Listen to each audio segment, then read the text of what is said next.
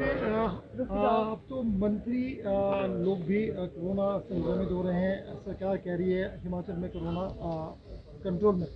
आप पूरी घटना को कैसे देखते हैं? देखिए, निश्चित तौर से हम पहले दिन से ये बात कर रहे हैं कि सरकार के पास ना कोई दिशा है, ना कोई सोच है, ना कोई एडमिनिस्ट्रेटिव एक्सपीरियंस है और ना ही इस संक्रमण से लड़ने का जो है एक जज्बा जो एडमिनिस्ट्रेशन के अंदर होना चाहिए, सरकार के अंदर होना चाहिए, उसमें पूरी तरीके से ये सरकार जो है वो फेल है। आज जिस तरीके से जो नए मामले शिमला के अंदर आए हैं, जो अभी नए कुछ ही दिन पहले उनके नए मंत्री बने, सरकार के पावर मिनिस्टर श्री सुखराम चौधरी जी, उनको जो है पॉजिटिव केस पाया गया, उनके पीएसओ परिवार को पॉजिटिव केस पाया गया और जिस तरीके से लापरवाही की तरीके से एक और वो कांग्रेस पार्टी के ऊपर आरोप लगाते हैं, मगर खुद सरकार में होते हुए, एडमिनिस्ट्रेशन में होते हुए, it is the responsibility of the government की उस पर कार्य करे। आज DC office, SP office seal हो गया है, म्यूनिसिपल कॉरपोरेशन जो है वो शहर के अंदर सील हो गया है और हम पहले दिन से ये बात कर रहे हैं कि 2.5 साल जब सरकार के रह गए हैं, सरकार का जो कोष है, खजाना है, वो पूरी तरीके से खाली है। इस संदर्भ में आप नए नए मंत्री प्रदेश के अंदर बना रहे हैं। 3 नए मंत्री आपने प्रदेश के अंदर बनाए। पूरे प्रदेश में सरकार के दम पर जो है वो जश्न मनाए जा रहे हैं। जिला कांगड़ा के अंदर रैलियां करवाई जा रही है, अलग अलग विधानसभा इलाकों में रैलियां करवाई जा रही है। एक और जो उन्हीं के वरिष्ठ नेता है, जो कैबिनेट मंत्री बनना चाहते थे, आज उनके अंदर पूरी तरीके से निराशा है और इनएक्सपीरियंस लोगों को जो है वो सरकार के अंदर महत्वपूर्ण पद दिए जा रहे हैं। मैं यही निवेदन सरकार से करना चाहूँगा कि एक और आप विपक्ष के ऊपर जो है प्रहार करते रहते हैं, उसके बजाय जो आज सरकार की स्थिति है, जो दुर्गति आज सरकार की ज़मीन स्तर पे हमको देखने को मिल रही है, आज जो मंत्री पद का एक्सपेंशन हुआ, उसका केवल और केवल जो जश्न मनाया जा रहा है वो भारतीय जनता पार्टी के लोगों द्वारा मनाया जा रहा है।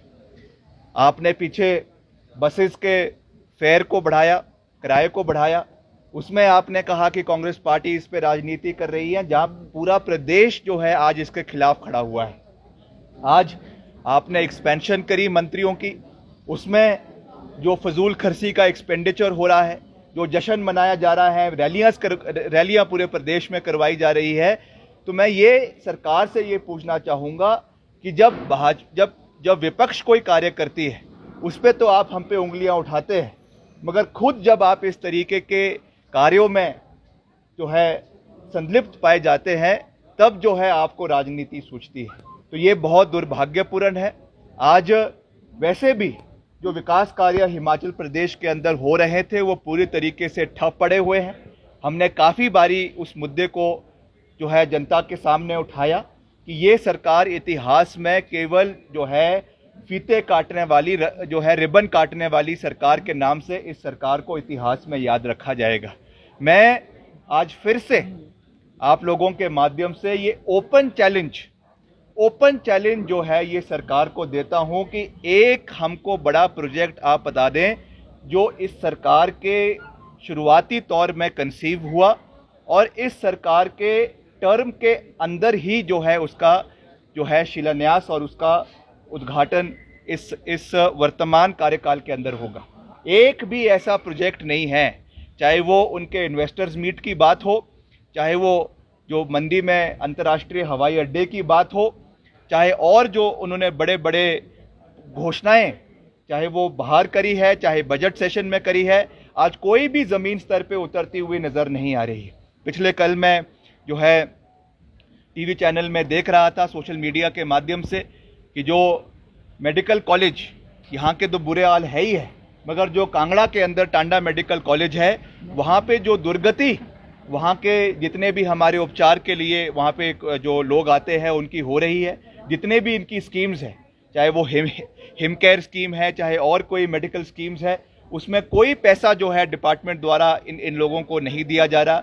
जो वहाँ पे लोग आ रहे हैं उनको जो है उनकी पूरी तरीके से उनकी अस्पताल में दुर्गति हो रही है, डॉक्टरों की कमी है, इक्विपमेंट्स की कमी है। तो मैं ये पूछना चाहूँगा कि एक ओर आप कहते हैं कि शिखर की ओर हिमाचल, और दूसरी ओर ज़मीन स्तर पे आज हमको कोई कार्य जो है, चाहे वो सड़क का है, चाहे वो स्वास्थ्य का है, चाहे वो शिक्षा के है, और प्राइमरीली जो हेल्थ का है, उस पर कोई कार्य हमको दिखता हुआ जो है वो नज़र नहीं आ रहा है। ये बहुत दुर्भाग्यपूर्ण है। और मैं अंत में यही कहना चाहूँगा कि हर चीज़ पर आप प्रधानमंत्री जी का और माननीय प्रधानमंत्री जी का और जो है केंद्र सरकार के संरक्षण में काम करना बंद करें। जो अगले विधानसभा के चुनाव हिमाचल प्रदेश में होंगे वो नरेंद्र मोदी जी के नाम पे नहीं, वो आदरणीय जयराम जी के नाम पे लड़े जाएंगे। और उस समय देखा जाएगा कि आपने कितना कार्य विकास का, कितनी घोषणाएं प्रदेश में करी, कितना आपने लोगों को शिखर के ओर हिमाचल के झूठे सपने दिखाए, और क्या परिस्थिति आज जमीन स्तर पे है, इसका जीता जागता उदाहरण अगले चुनावों में जो है वो जनता के सामने आएगा। विक्रमादित्य जी, कल धर्मशाला में मुख्यमंत्री ने मैं ये मुख्यमंत्री जी से कहना चाहूँगा वो हमारी चिंता ना करें। हमारे विपक्ष जो है एकजुट है, मजबूती के साथ कार्य कर रही है। आप सरकार में हैं, आप सरकार के जो है मुखिया के रूप में प्रदेश की जनता की चिंता करें। 2.5 साल आपके जो है वो पूर्व सरकार के द्वारा जो विकास कार्य हुए हैं उसके रिबन काटने में निकल गए। अगले 2.5 साल आपके जो है कोविड के नाम पे प्रदेश में कट जाएंगे। प्रदेश के जो बागवान हैं वो आज त्रस्त है।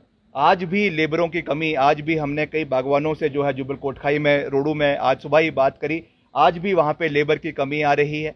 आज भी हमारे जो बागवान हैं, किसान हैं, उनको जो समर्थन मिलना चाहिए था वो आज तक नहीं मिल पाया है।